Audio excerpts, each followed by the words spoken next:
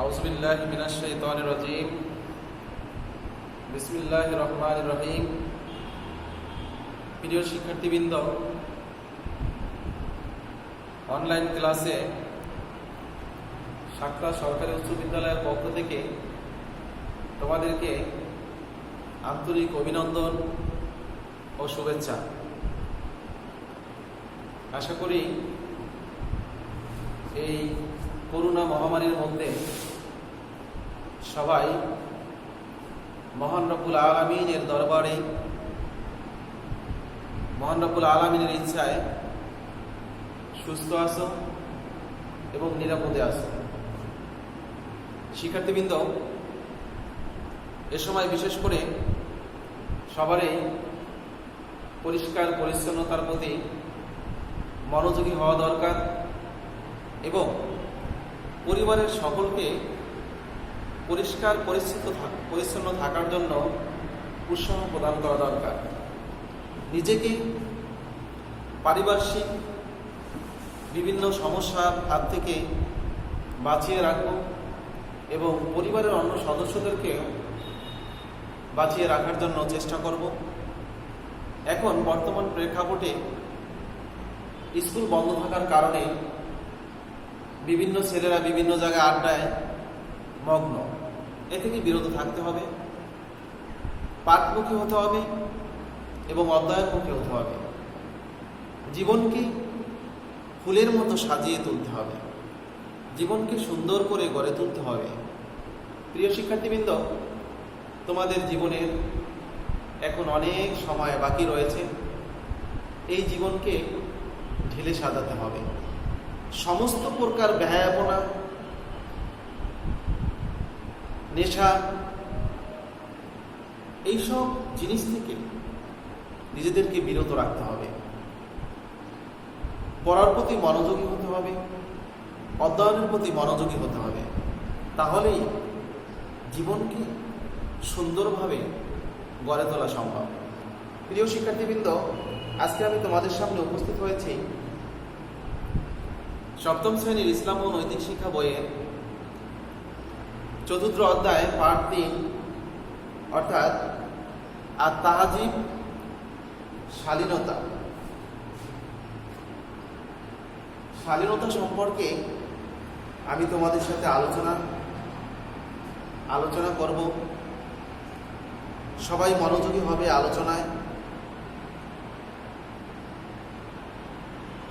শালীনতার আরবি প্রতিশব্দ হচ্ছে আত-তাহজিব, যার অর্থ হচ্ছে ভদ্রতা, নর্মতা ও লজ্জাশীলতা।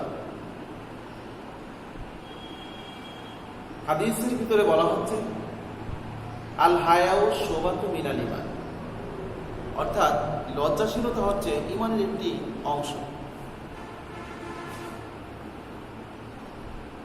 আচার আচরণে, কথাবার্তায়, বেশভূষায়, চালচলনে মার্জিত পন্থা অবলম্বন করাকে মূলত শালীনতা বলা হয়। শালীনতা আমাদের আল্লাহ রাব্বুল আলামিন আমাদের সৃষ্টির সেরা জীব হিসাবে পৃথিবীতে প্রেরণ করেছেন, সৃষ্টি করেছেন। বিদায় আমাদের প্রত্যেকটা মানুষেরই, প্রত্যেকটা মুসলমানেরই দায়িত্ব ও কর্তব্য হচ্ছে শালীনতা বজায় রেখে আমাদের জীবনকে পরিচালনা করা। শালীনতার গুরুত্ব।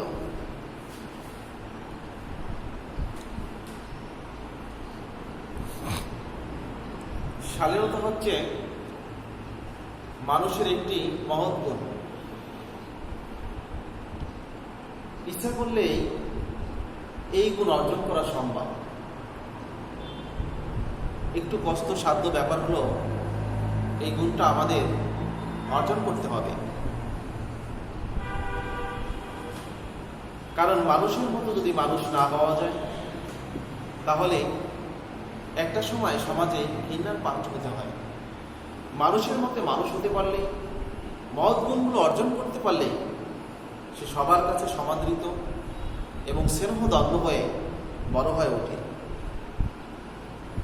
এটির গুরুত্ব অপরিসীম।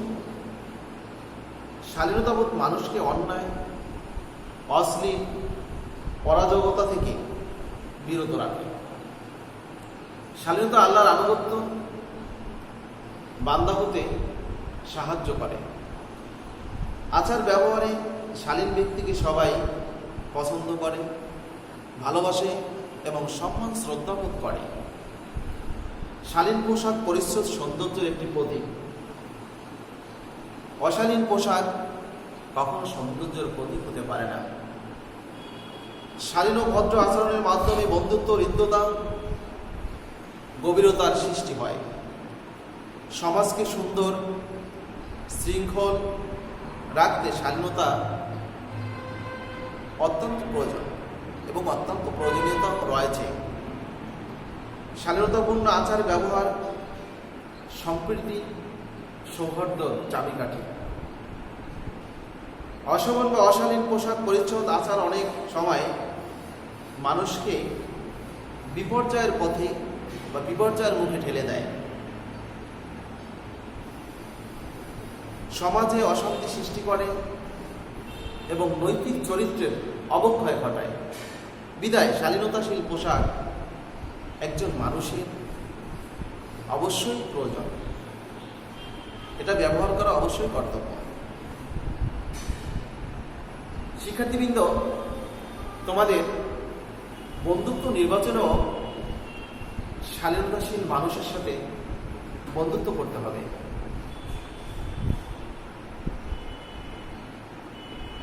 যার চরিত্র যত সুন্দর, যত উন্নত, মানুষ তাকে অত বেশি পছন্দ করে, ভালোবাসে। এমন বন্ধুত্ব তোমাদের গ্রহণ করতে হবে। পক্ষান্তরে অভদ্র অশালীন আচরণ বন্ধুকে দূরে ঠেলে দিতে হবে, তাদের থেকে বেঁচে থাকতে হবে, তাদের থেকে দূরে থাকতে হবে। মানুষ অশালীন ব্যক্তিকে পছন্দ করে না, তার সাহায্য পরিত্যাগ করতে হবে। মহানবী সাল্লাল্লাহু আলাইহি সাল্লাম বলেছেন, মানুষের মধ্যে ওই ব্যক্তি সবচেয়ে নিকৃষ্ট যার অশ্লীলতা থেকে রক্ষা পাওয়ার জন্য লোকেরা তাকে পরিত্যাগ করে। আল্লাহ রাসূল সাল্লাল্লাহু আলাইহি ওয়াসাল্লাম এ কথাই আমাদের বোঝাইতে চেয়েছেন, অশালীন ব্যক্তি থেকে আমাদের দূরে থাকতে হবে। অশালীন ব্যক্তিকে আল্লাহ তাআলা কখনোই পছন্দ করেন না, বরং অশালীন ব্যক্তিকে আল্লাহ তাআলা ঘৃণা করেন। এ সম্পর্কে নবী সাল্লাল্লাহু আলাইহি ওয়াসাল্লাম ঘোষণা করেছেন,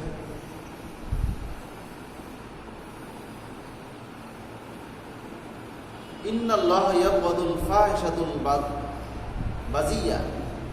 নিঃসন্দেহে আল্লাহ তাআলা অশালীন ও দুশ্চরিত্র ব্যক্তিকে ঘৃণা করেন। শালীনতা মানুষের জীবনে অপরিহার্য বিষয়।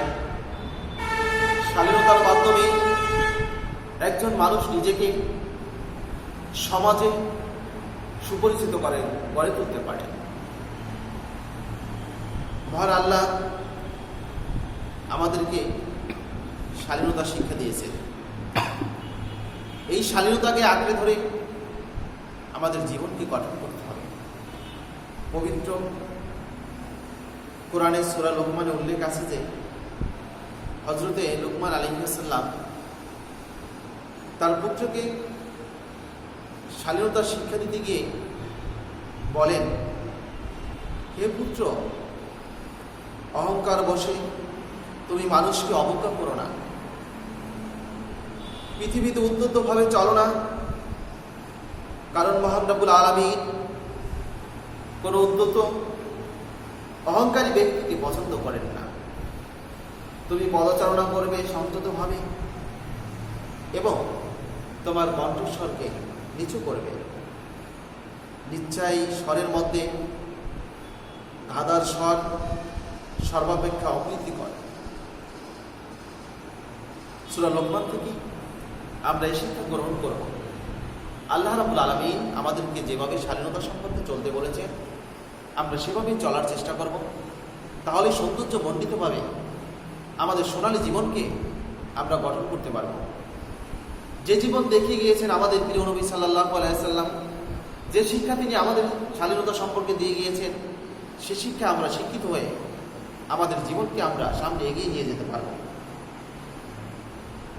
শিক্ষার্থীবৃন্দ, এই শালীনতার অত্যন্ত গুরুত্ব রয়েছে। জীবনের প্রতিটি ক্ষেত্রে শালীনতা অবলম্বন করে আমাদের বাধ্য অর্জন করা উচিত। এতে জীবন সুন্দর ও মধুময় ঘরে হয়ে উঠবে, সমাজে সুন্দর পরিবেশ সৃষ্টি হবে। যে সমাজের ভিতরে থাকবে মানুষের শালীনতা, লজ্জাশীলতা, এইগুলো নিয়ে মানুষ সমাজে আস্তে আস্তে ধীরে ধীরে বড় হয়ে উঠবে, তাহলে সমাজ পরিবর্তন হবে। যে সমাজ দিয়ে গিয়েছিলেন আল্লাহ রাসূল সাল্লাল্লাহু আলাইহি ওয়াসাল্লাম, সেই সমাজ আমরা ফিরে পাব।